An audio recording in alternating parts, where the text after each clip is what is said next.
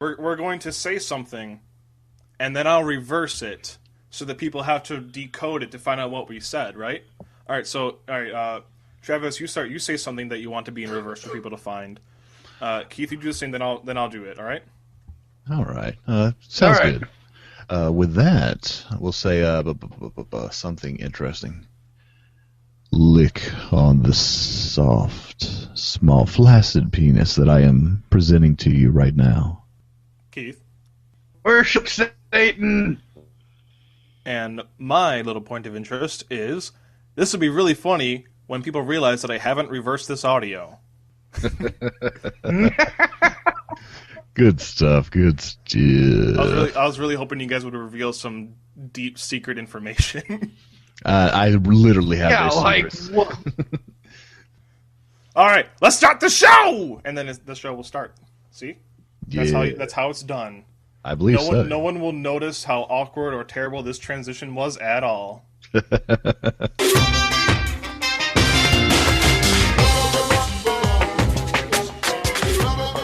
Ladies and gentlemen, welcome to Tales from the Fic, number 4. Today's topic is regular show, and with me today is Keith McIntyre. Keith! Yo! And Travis I'm here! What the fuck you want? Hello, ladies and gentlemen. How are you doing today? This is Travis McKeith, and I'm happy to be here. Thank you, guys. I think we can tell how the ladies and gentlemen are doing. For one, ladies are sopping wet, and the gentlemen are clearly so hard they need to get new pants. Yeah, it's a superpower, really. I mean, God gave me a gift, and then he died, so I'm the only one with that gift left. You're welcome, world. I mean, it's not even just that the voice is attractive. Like, even if it wasn't attractive, it's just like the decibels and the frequency just resonates in a way that causes women to just flush out their vaginas and men to just become erect. It's not something they can really control. You know, and it can be bad. Imagine me in preschool, huh? I'm just talking goo goo gaga, and all of a sudden, whole room slippery. That was last week, right? You just walked into a preschool? Exactly. Yeah, pretty much. Yeah, I'm actually 3 years old now, and a lot of people are surprised, especially that I can grow a beard so quickly, as well as just smooth talk with ladies, really. But I'll tell you what, yeah, tickled on the way out. Exactly. So yeah, hey, thanks for inviting me, guys. I've started listening, and I'm glad to be a part of it. I think I might have a inclination towards your types of kink. Ooh my! All right, so Hello. yeah. So today's topic is regular show. I was thinking maybe, like, for a change, we can actually talk about what our subject is before we start saying our fan fictions, you know, like sane people would do. You know. So, for those who don't know, Regular Show is a cartoon by J.G. Quintel on Cartoon Network. Cartoon Network, which is, of course, no longer on Dish Network because Dish Network is having a bit of a baby dispute with Time Warner about things. But you know what? We all love Time Warner. They're all right, guys. But you know, Yeah. we still love our Cartoon Network. Agreed. Yes. Oh, is it? Oh, it's Turner, not Time Warner. Catch it on Cartoon Network. It is on Netflix. The girlfriend who has more brains than I do reminded me that it is Turner Broadcasting, not Time Warner. That's They correct. sound very similar. Yes. All right, Yeah. so Fuck Turner. They ruined WW. all right, so who would like to go first today for our first fan fiction regarding Regular Show? Ladies first, so you go first. Actually, if you're referring to me, which I wouldn't blame you, I would like to go last on this one. Trust me. Fair enough. Trav, guess, go first. Okay, I believe I can do that. I was thinking how to do this exactly. I'm not that familiar with Regular Show. I did see a few episodes, considering it was on American Netflix. So I still have no idea what the show's about, nor am I really familiar with the characters. So I figured the best way to do this would be like the old improvised jazz musicians, to where they'd come in and they would just do whatever. I think this is the most artistic way to possibly do fic. Also, I am not prepared at all, so we're going to see how this goes. Brilliant. All right, I literally have Wikipedia up right now with all the characters. That one looks funny, that one looks funny, that one looks like that, fuck that one. Okay, cool. So the title of my fic for regular show is Deep Down in the Hole. It was a lovely Sunday morning. Mordecai, that's his name, right? Yes. Mordecai woke up with a raging erection. The blood had simply just flown throughout his entire body into his rigid, stiff penis. Next thing you know, Righty comes in like usual, and it says, "Hey Mordecai, what you up to?" And then he notices the sheets are raised. The sheets are raised with thick, lovely Mordecai meat. Next thing you know, Righty comes, Rigby, I've been saying Righty because I can't read. Rigby comes up and starts just rubbing where the sheets are raised. How's it feel, Mordecai? Mordecai just moans with desire. He wants nothing more than for Rigby to slowly open the covers and let himself in. It takes a few moments after rubbing and getting hotter and hotter. Both people are sweating. Their eyes can't break the lock, but it just keeps going, rubbing. Mordecai doesn't believe that he can hold on anymore. He just wants Rigby to ride his thick stick. Finally, Rigby, after the rubbing, and oh my god, the rubbing, opens the sheets. He sees what he's done. He sees that he has a big, juicy cock just waiting for his dark area. So without further ado, he jumps right on. And he slowly, they don't have lube in this world. It's a very unfortunate thing. Anal sex doesn't work so well, but when he jumps on, there's pain. He cries a little bit. You only see a few tears coming out of Rigby's eyes. But Mordecai, that's what he gets off on. Because why not? He's a little bit of a dirty fucker, really. He enjoys other people's pain. So finally, when Rigby has slidden all the way down, a trickle of blood coming out of his anus, that's when Mordecai decides to give him his precious, precious gift, deep, deep in his holes.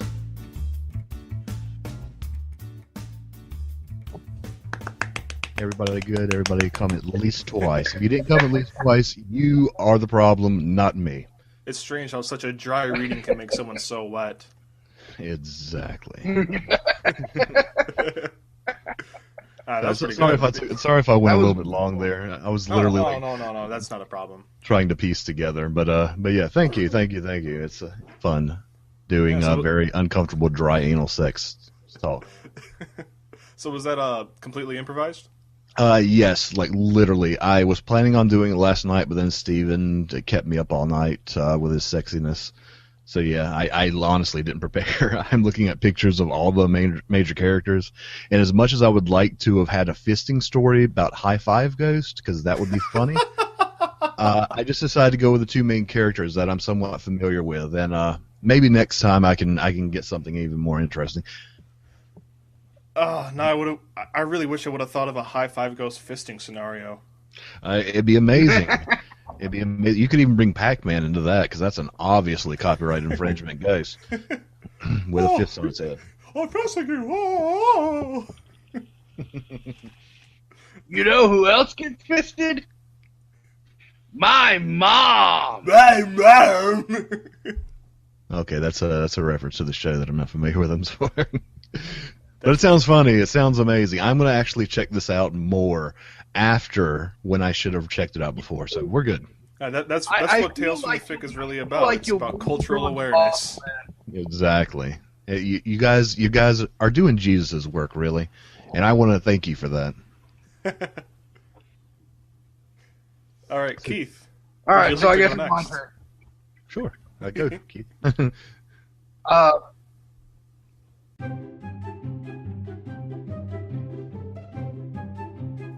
So Mordecai and Rigby one day out for a bit of a spin, as they usually do, and Benson comes up, steps in the road, and says, "All right, you guys, stop it!" And he's like, "Get out, get out!" And so they get out, and he starts barking orders at them, telling them to go clean the park pool and stuff like that. So, they start walking slowly and forlornly towards the park pool, and Benson hops in the go-kart to drive it back to the lot. But on the way, Benson drives over a rock and flips over the golf cart, landing on his head. After landing on his head, he gets up and he starts moving around like he is stunned in some way. And Mordecai and Rigby come up like, "Hey, Benson, are you okay? Are you okay?" And Benson says, "Have I ever told you boys that I love you? Because I really love you." And so he goes, "Come with me." And they head into the woods. And Benson opens up his flap and starts screwing the dispenser on his chest. And out pop gumballs. He's like, "Eat these gumballs." And so, the gumballs. And he just starts moaning, "Oh yes, chew those gumballs. Chew those gumballs. Yes, Mordecai and Rigby, chew those gumballs." And he's like, "Blow some bubbles." So they blow the bubbles. When they blow the bubbles and pop the bubbles, you just hear him go, "Oh! Ah!" Then even though this is in the middle of a deciduous forest, a coconut comes up and hits Benson on the head. And he starts saying, "Hi, my name is Ebony Darkness Dementia Raven Way, and I have long ebony black hair. That's how I got my name."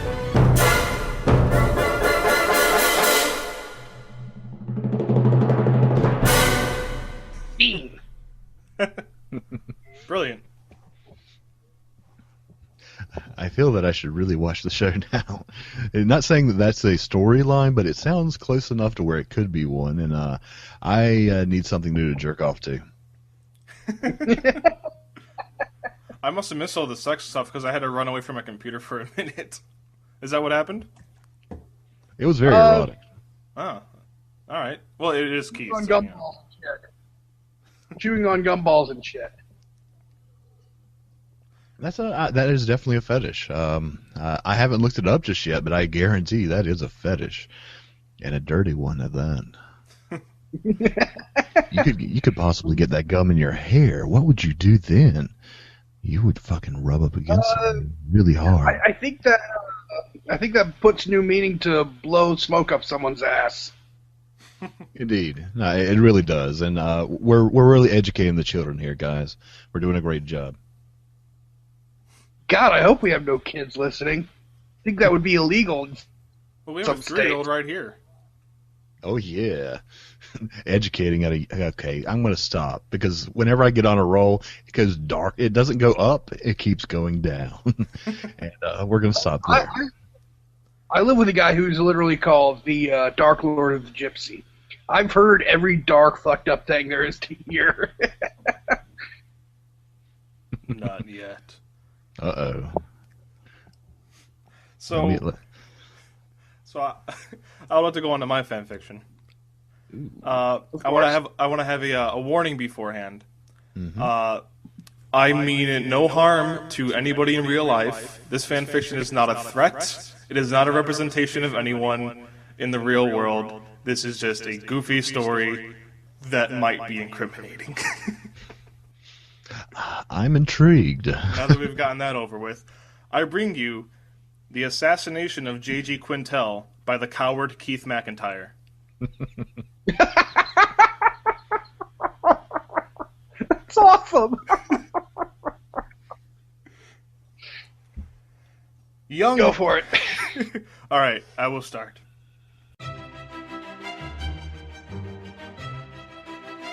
Young chap Keith McIntyre, with his propeller beanie hat, Mickey Mouse suspenders, and a pocket full of spoons, walked into the Frederator Studios headquarters, head held high, and metaphorical cock in hand.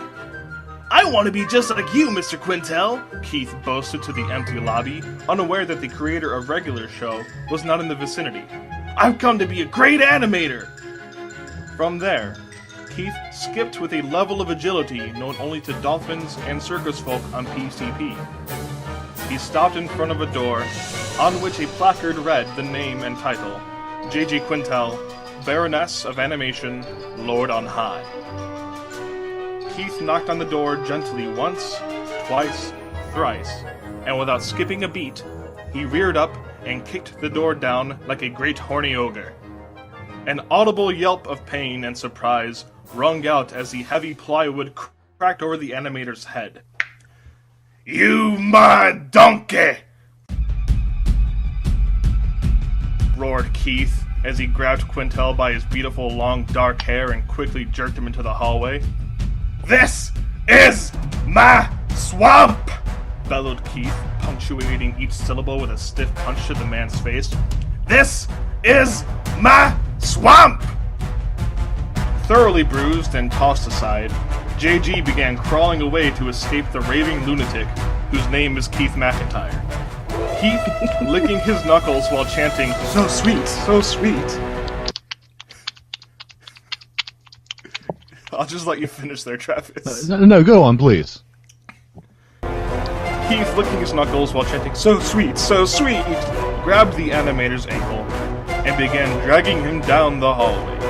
Visible tears in the carpet where Quintel's nails dug in, streaked across the floor. As they reached the end of the hall, Keith kicked down another door and flung JG inside. The lights flickered on. "Surprise!" yelled a mass of people inside. All of J.G. Quintel's friends and family were inside. Streamers and balloons everywhere. At this point, he began crying, probably due to sheer happiness. Then, because Frank had run out of ideas and remembered the title of the story, Keith pulled out a pistol, jammed it against J.G. Quintel's head, and pulled the trigger, spraying brains and blood all over his loved ones. Then Keith put the gun in his own mouth, shouted, "Frecky's wife! Frecky's wife!" and shot himself, releasing his blood bond. Hail Gardevoir! The end. Oh, that's awesome. Tell me more how Keith shot himself in the head. He put the pistol in his mouth, easing it slowly inside, taking it back out a bit, but putting it back in. Okay, there we go. Caressing motion with it. Oh, all right, we're good. That's all I needed. Okay, well, I knocked out number 12 today. Going for a record, guys. Thank you so much for the help there. It was quite enjoyable. Now, would anyone like to read our fan fiction of the week that I found? Pretty good with that. Kristen actually found the other week. Yeah. So nobody else wants to read it? Over me. I am totally at your disposal, sir. Okay. Let me just send you the link. This was found on fanfiction.net, looking up regular shows, searching for M-rated romance under 1,000 words. The title of this fanfiction is called Pickle Tickle by Macklin808. That does sound great. I'll tell you what, while you're getting that together, I'm actually going to go wash up because it's just a mess in my crotch region right now. All right, I sent you the link over Facebook. You can go ahead and just click on that when you're ready. See? Shazam, there it is. Alrighty, let's see here. Pull Facebook up. And Pickle Tickle. Ooh. Alright, cool. Pickle Tickle by Manklin808. Would you like to read the description? Sure. Let me see here. Rigby is having trouble opening the pickle jar and asks Mordecai for help. He gives him the pickle.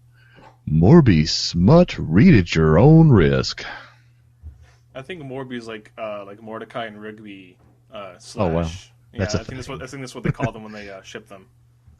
I still have lube all over myself. I was going for a joke there, but now I'm literally covered. Okay, I'll take a shower afterwards, like usual, guys. Right? All right. So let's start this. It's going to be very serious, very erotic. Okay, so starting off, Pickle Tickle.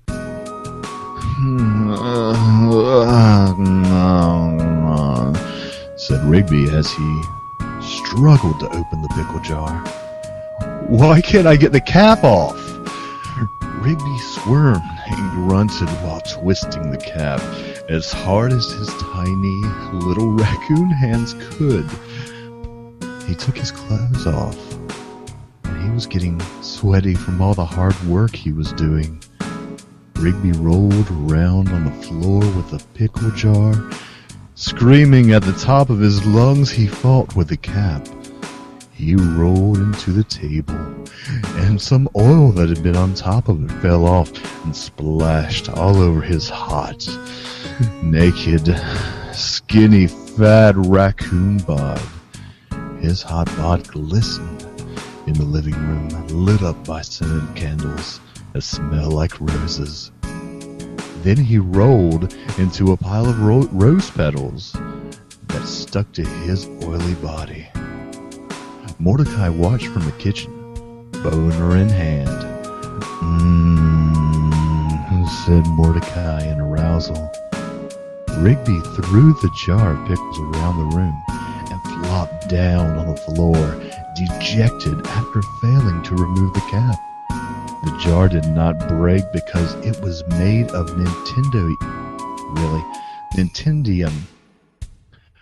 Why can't I get the cap off? Rigby cried in anguish. Mordecai felt bad for the poor little raccoon Bishi, so he buttoned his pants and entered the scene.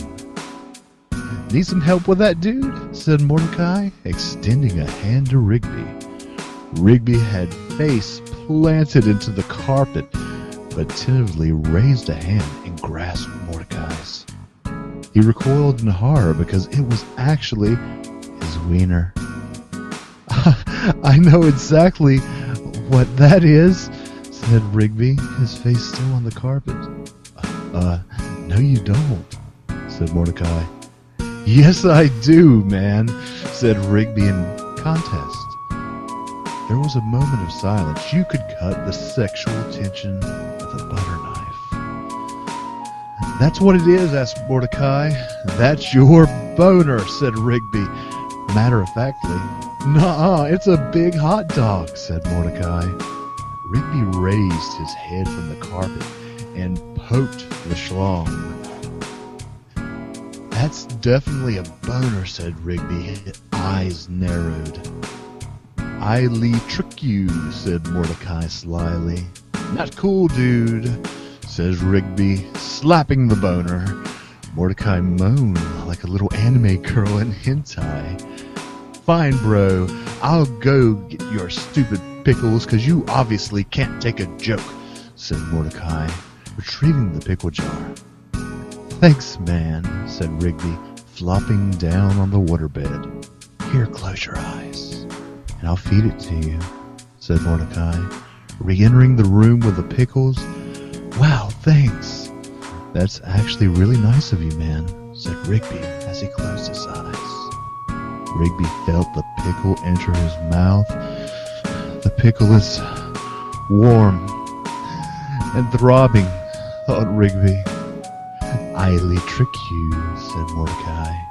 Just then, Mordecai came so hard that he rocketed Rigby across the room and through the wall into the kitchen, where Benson was eating a bowl of cereal and reading the newspaper.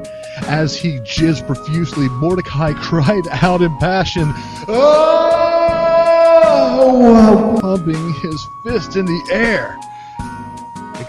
enraged at the terrible mess Mordecai had made with the spoo in his cereal, Benson shouted in rage, "Clean this up, or you're both fired." Author's note, it was his boner again. In scene. Oh, I'm still covered in lube. That's probably a good thing because I'm going to have to finish up again after that. I might possibly die today due to dehydration, but you know what? It's worth it. Ooh, that was good and sexy. Brilliant. That was a good reading. Thank you. I just like imagining Rigby with that deep, sultry voice. So once again, I'll have to watch the show again and probably be disappointed that it's not more sexy. But if nothing else, in my mind's eye, I can watch a Cartoon Network show and probably just fucking wank like fucking ridiculous amounts. So yeah, it should be interesting. And also like how that's our second raccoon-themed erotic fan fiction. Oh, something tells me it's not the last.